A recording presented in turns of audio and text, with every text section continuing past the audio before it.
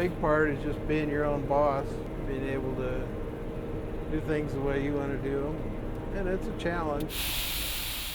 Yeah, he's the combine driver. I handle the grain. We produce much more than we'll ever eat.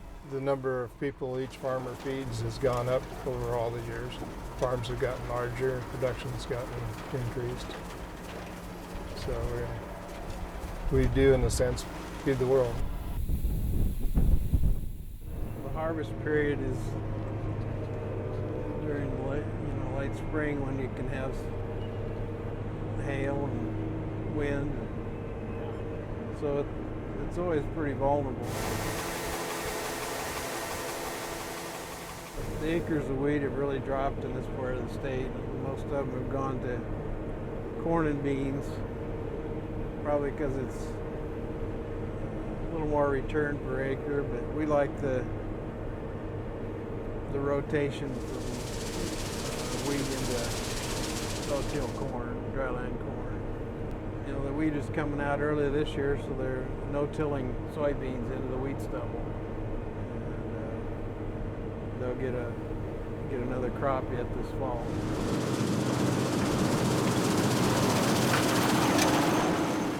I enjoy being outside and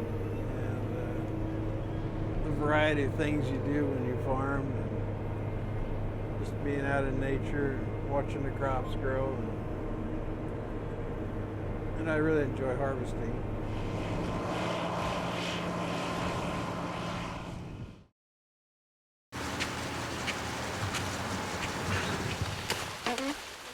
My third year. Well, it teaches you hard work, you meet new people, have fun, you see a lot of the Nebraska doing this. It is hard. They're tough conditions. The rows are long, it gets hot, they get tired. But when they stick together and when they make these friends, I mean, that's really the only way they can get through it. First years, they go through and they pick the row first, and they all have their own rows. And then the second years or third years are called squad leaders, and we go behind them, and we pick tassels like this that they just miss. So we make sure that we try and get the rows as clean as possible. We're looking at about 2 rounds, probably going to another field. This is a really nice field. Like today, as you can see, it's cut low, and sometimes we'll fields like up to here, and you have to like look up, and they're just full, and you're just like pop, pop, pop, pop, pop, pop all the way through. Those aren't fun days. Hot and sweaty and tired. And ready to go home and do nothing all day. It's fun to just be outside, I guess. I mean, some days it's really hot and, you know, it's not always fun, but, you know, you're making good money, so. The main reason isn't for money. I'm primarily doing this for leadership opportunities, getting the greatest amount of like experience leading a lot of people, look good on a military application.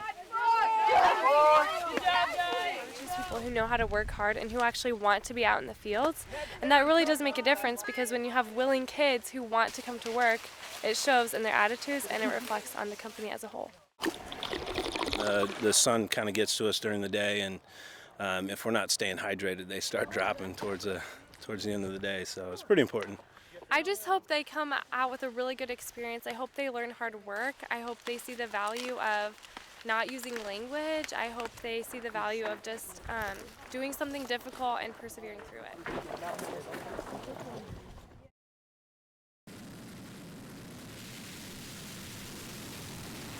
This irrigator is doing real well. Probably going to finish about 2 weeks earlier this year than normal. Well, the dryland corn, it just ran out of water. Yours were short and small. It doesn't bush it out very fast. What we're seeing is a very high quality crop in this area. There's other parts of Nebraska that have been hit harder by the drought if you go east, and some places west. So they're seeing probably bigger impacts from the drought than we are. Overall, this area, yeah, things have been pretty good.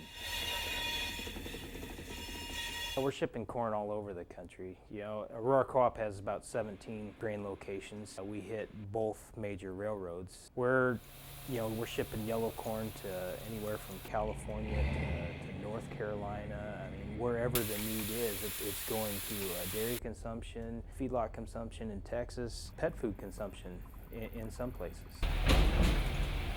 Corn, especially with irrigated acres around here, it's been, like I said, we had yields that were just phenomenal. Yeah, you'll see a lot of corn planted again next year. We are primarily about 60% to 70% irrigated in this country, so anything that had water, we saw phenomenal yields, probably better than years past. Anything that didn't have water, you know, that it got pretty bad. We saw anything from 0 to 50, 60 bushel at the most. Corn quality, I can't complain about that either. All our irrigated acres around here, we've seen quality better this year than we have in probably the past 3 years. Corn on corn, what we've seen in the past, there is a little yield drag between the two. Not as much as maybe some guys think. Profit is still there. You know, we also saw $18 beans too, so that's an attractive market also. They're going to weigh their options and kind of see what happens. Yeah, at $8 we did. We saw, you know, phone ringing off the hook, a lot of guys pricing corn and selling corn, and then we kind of saw a 50-cent or more drop in the market, and everything is kind of held off. At harvest time, we saw more farmers hanging on to it a little bit. We've seen a lot of stored grain on the farm, and I think a lot of guys are waiting for a little later in the year, maybe supply will tighten up a little bit, and then they'll see another rise in price.